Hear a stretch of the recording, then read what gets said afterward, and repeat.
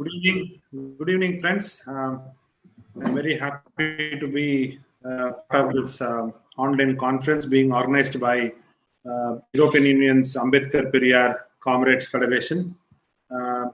As Dr. Sethupathi mentioned in his introductory remarks, there is a propaganda against Periyar, that Periyar was against protecting the environment. In fact, a lot of people, or at least a few of the people whom we used to discuss, have come openly and said, if Periyar was alive, he would be patronizing the nuclear power plants. I mean, just for example, they used to argue with me when I tell them that Periyar was the one who was responsible for me to take up engineering education, and also whatever I am today, I am indebted to him. These people who are who swear vehemently opposed to Periyar used to tease me by saying that Periyar never bothered about environment, and you being from an environmental organization, environmental group, and how can you patronize Periyar? So I used to respond to them by this, I cannot answer questions that are hypothetical. I cannot answer questions that would be, maybe if he was alive, maybe this was not happened. For those hypotheses, we will not be able to answer. But my answer to them was very simple. If Periyar was alive today, and if he had patronized nuclear reactors, then I would stand in front of him against his policy, against his stated mission, which is what he taught us, which is what he asked us to be. He has very clearly said that you should not follow just because I'm saying it. You should not follow just because you are reading it. He said, you will have to feel, you will have to understand the rationale behind that.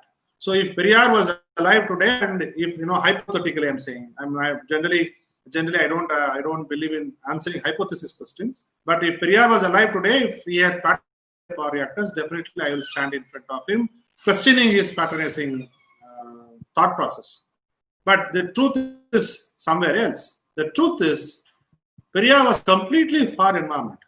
Periyar understood what his environment means. And not only that, Periyar stood against any oppression, or Periyar stood against any inequality, or Periyar stood against any, in Tamil it's called as Adikam. He stood against caste domination. He stood against religious domination. He stood against gender domination, and he stood against human domination over other species. At one place he has mentioned that whatever the humanity has got rights, the elephant has got rights, butterflies have got the same rights, and even Bhuda Kannadiyal Parkakude Uyiranangal, even that are microscopic organizations, have got the same right to live in this earth. Matra Jeevarasigalai pol Manidanum or Jeevarasi. That's what he has said. Like other species, human is also another species. That's what Periyar says about the biodiversity of this thing. And also, second thing, at one place he says, human is bound to understand nature. Humanity has to understand nature. That is the actual rationality, or that is the actual, in the entire concept of science starts there, understanding nature. But he cautions, there are two things which doesn't allow humans to understand nature, or understand the process that happens in the nature. The two things. One is God.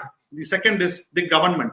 Arasatchiyum கடவுளையும் கொண்டு மனிதனை இயற்கையை புரிந்து கொள்ளாமல் செய்து விடுகின்ற. That's what Periyar says about people's or humans' lack of understanding nature. He says very clearly there are two things.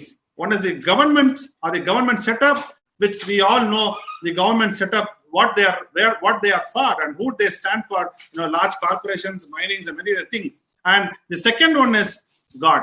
So these two things have deviated. These two things have ensured that humans deviate from understanding nature. That's what he says.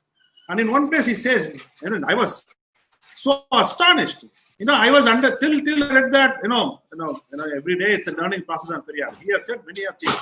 See, one day I was under the impression Periyar was completely against all forms which are traditions or all traditional forms, but it's not true. He says at one place, there are a lot of good things in our traditional stuff.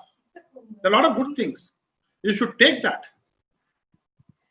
பாரம்பரியம் சார்ந்த விஷயங்களில் நல்லவைகளை நாம் எடுத்துக்கொள்ள வேண்டும். On the other hand, at the same time, we should also bring in innovation.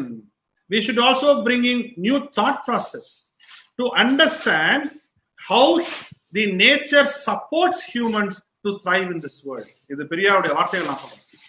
பழமைகளை நாம் முழுவதுமாக புறக்கணிக்க வேண்டிய அவசியம் இல்லை. அவற்றின் நல்லவைகளை ஏற்றுக்கொண்டு அதே நேரத்தில் at the same time we have to improve our innovation, and we have to get inspired by the things that happen in the nature. That's what Periyar says. I was so shocked. I would very simply put it. There's a large amount of knowledge and experience in our traditions. It is bound to have dust. தூசி படர்ந்த துகள் படர்ந்த பாரம்பரியத்தின் மீது தூசியும் துகள்களும் படிந்தவற்றை அறிவியல் கொண்டு ஊதி தள்ளிவிட்டு பாரம்பரியத்தை நோக்கி போக வேண்டும் என்று பெரியார் தெரிவித்தார். There will be dust.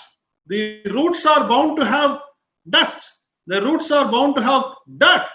So just because the roots have dirt and dust, you cannot cut them, you cannot throw them away.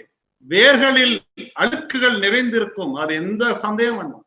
ஆனால் அறிவியலை கொண்டு அந்த வேர்களில் உள்ள அழுக்குகளை அகற்றிவிட்டு அந்த வேர்களை நாம் படிக்க வேண்டும். That's what Periyar says. In fact, we ran a series in this, during September, during his birthday, Periyar and environment, with his quotes on environment. We were, when Vetri Chelvan of Kovala and few of our other friends, part of our group, went through whatever Periyar has said about environment. We are literally blown away with whatever today we are talking about. Maybe he would not have said anything about hydrocarbon or nuclear reactors or neutrino projects, because those are not contextual to those times. But he was very clear in understanding that humans are just another species like elephants, butterflies, and microscopic organizations. I mean, this is what our 2,500-year-old our Tamil knowledge has carried us. பகுத்துண்டு பல்லுயிரோ முதல் நூலோர் தொகுற்றவற்றுலாம் தலை என்று Valluvar சொன்னதுக்கும். That's what Valluvar said. And whatever Periyar said, there's not much of a difference. There's not much of a difference. So Periyar was patronizing nature, and he was very clear that humans are part of this nature and nature is never part of the humans.